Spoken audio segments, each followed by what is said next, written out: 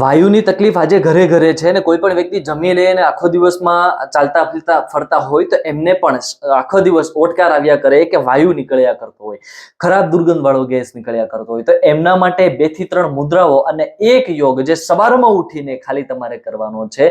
મોટી ઉંમરના વડીલો પણ કરી શકશે, કમરનો દુખાવો હશે તો પણ કરી શકશો, અને તમને કબજિયાતની તકલીફ છે તો તમારા માટે રામબાણ છે. પેજને ફોલો કરો, ચેનલને સબસ્ક્રાઇબ કરો, વિડીયોને લાઈક કરો. આના માટે આપણે સૌથી પહેલા આપણા હાથની પહેલી આંગળી એટલે તર્જની આંગળી, આ આંગળીને તમે જુઓ. આ આંગળી આપણા શરીરના વાયુને ઓછો કરી શકે, પણ મગજ જો ચાલતો હોય તો તમે આ મુદ્રા ચોક્કસથી 30 મિનિટ કમસે કમ નીચે બેસીને ઈશ્વરની સાક્ષીએ કરવાનું ચાલુ કરી દેશો.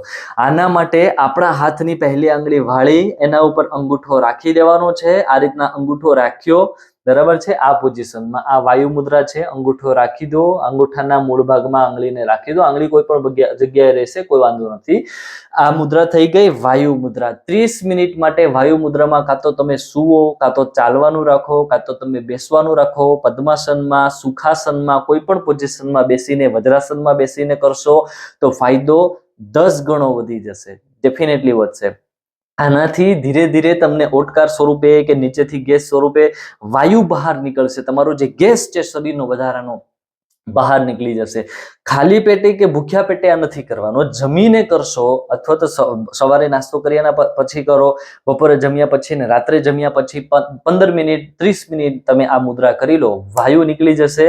આના સિવાય પણ એક મુદ્રા છે, એ છે અપાન વાયુ. વાયુ મુદ્રાની અંદર જ આપણા અંગૂઠાને, બાકીની 2 આંગળીઓ છે, આ 2 આંગળીઓ એની ઉપર આના ટેરવાને રાખી દો, 2 ટેરવાને, બરાબર છે. આ મુદ્રા થઈ ગઈ અપાન વાયુ મુદ્રા. આ અપાન વાયુ મુદ્રા છે એ પણ આપણા શરીરના વધારાના વાયુને બહાર કાઢે, પાચનને મજબૂત કરે, પેટના કોઈ પણ રોગ હોય એને દૂર કરવાનું કામ કરે.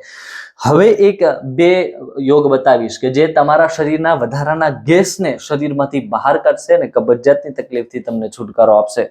આ યોગ સવારમાં ઉઠીને પથારીમાં સૂતા સૂતા જ આપણે કરી શકીએ.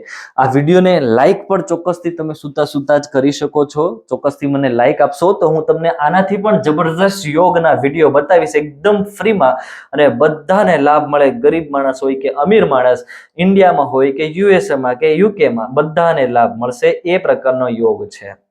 જે લોકો બહાર છે, યુએસએ થી વિડીયો જોઈ રહ્યા છે, કમસે કમ એક કોમેન્ટ કરો કે ભાઈ અમે બહારથી જોઈ રહ્યા છીએ ને તમારા વિડીયો અમને ગમે છે. હવે સવારમાં યોગ એક જબરજસ્ત ક્રિયા છે કે જે આપણા પેટના વાયુ છે શરીરમાં જે ભરાયો એને બહાર કાઢી શકે. એના માટે આપણે બંને હાથની આંગળીઓ આ રીતના લોક કરી, એક પગને ઉપર કરી, પગના પાછળના ભાગમાં હાથને રાખી ઊંડો શ્વાસ ભરવાનો છે. પગને આપણા છાતી તરફ ખેંચવાનો. આપણું મોં છે, શ્વાસ છોડીને દાઢીનો ભાગ છે એ ગોઠણના ભાગે આ રીતના ટચ કરાવીને થોડી વાર માટે રહેવાનું છે, 20 થી 30 સેકન્ડ માટે. ત્યાર પછી રિલેક્સ થવાનું. એ પછી બીજા પગે સેમ ક્રિયા તમારે કરી લેવાની છે. આ ક્રિયા અર્ધ પવન મુક્તાસન નામનો યોગ છે, જે બીજા પગે પણ આ પ્રમાણે તમારે કરી લેવાનું છે, બરાબર. અર્ધ પવન મુક્તાસન કમસે કમ 5 મિનિટ માટે બંને પગે વારાફરતી આ રીતના તમારે આ ક્રિયા કરવી. એ પછી 1 મિનિટનો રેસ્ટ કરી લેવો, સૂઈ જવું થોડી વાર માટે, બરાબર છે. અને એ પછી મેન યોગ આવે છે કે જે શરીરના વાયુને સૌથી ઇમ્પોર્ટન્ટ, સૌથી સારી રીતે ને જલ્દીથી બહાર કાઢશે. એ છે પવન મુક્તાસન યોગ.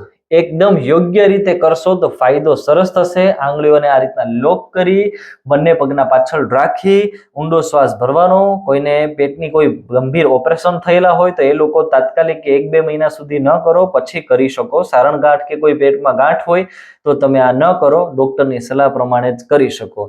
હવે આ બંને પગને ખેંચવાના, શ્વાસ ભરવાનો, પછી શ્વાસ છોડીને આ રીતના થોડી વાર માટે રોકાવાનું.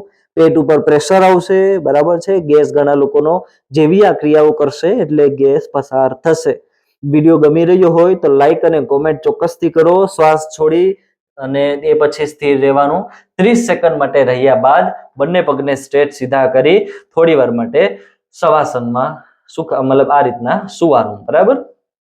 કમસે કમ 5 મિનિટ માટે પવન મુક્તાસન રોજ સવારમાં ઉઠીને કરવાનું રાખશો લગભગ કબજિયાતની તકલીફ, ગેસની તકલીફથી તમને છુટકારો મળી જશે. નહીતર ગેસને લગતા 70 પ્રકાર કે એનાથી પણ વધારે પ્રકારના રોગો છે કે જે શરીરમાં થઈ શકે. એમાં સૌથી ભયંકર રોગ એ આપણે લકવાનો રોગ છે.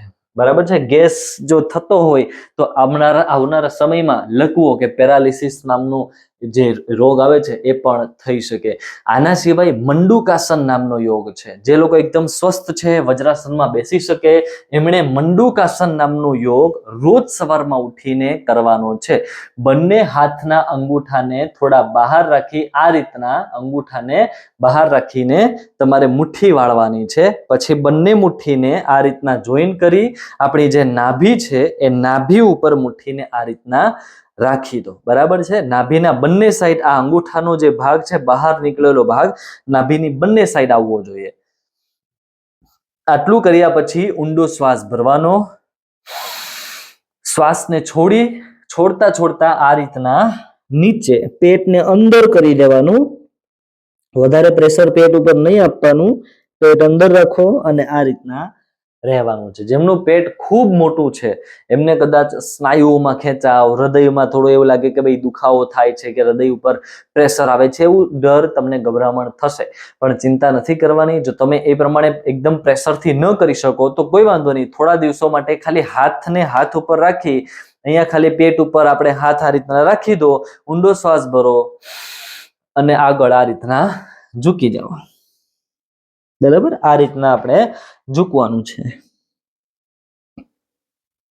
આ પોઝિશન કરવામાં આવે, આનાથી શરીરનો વધારાનો વાયુ તો બહાર નીકળે જ છે. કબજિયાત હોય, પેટમાં આંતરડામાં મળ ચોંટેલો હોય, આંતરડાઓ સડી રહ્યા હોય તો એ સડેલા આંતરડાને પણ રિકવર કરવાનું કામ છે મંડુકાસન નામનો યોગ કરશે. બરાબર છે. આ મંડુકાસન છે એ કોઈ સામાન્ય યોગ નથી. આ ડાયાબિટીસના દર્દીઓનું ડાયાબિટીસ રિવર્સ કરી શકે એ પ્રકારનો એક જબરજસ્ત યોગ છે.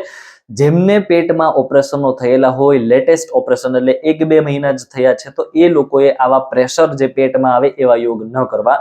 બાકી તમામ લોકો ડાયાબિટીસ, કિડનીને લગતી, લીવરને લગતી, પેનક્રિયાઝને લગતી કે પેટની કોઈ અન્ય તકલીફો હોય એ તમામ લોકો આ પ્રકારના યોગ કરીને રોગ ભગાવી શકે છે. વિડીયો શેર કરો બધાને, ચેનલ આ પેજને ફોલો કરો, ચેનલને સબસ્ક્રાઇબ કરો, વિડીયોને લાઈક કમસે કમ કરી દો. એકદમ ફ્રીમાં વિડીયો છે અને કોમેન્ટ જરૂરથી કરો વિડીયો ગમી રહ્યો હોય તો.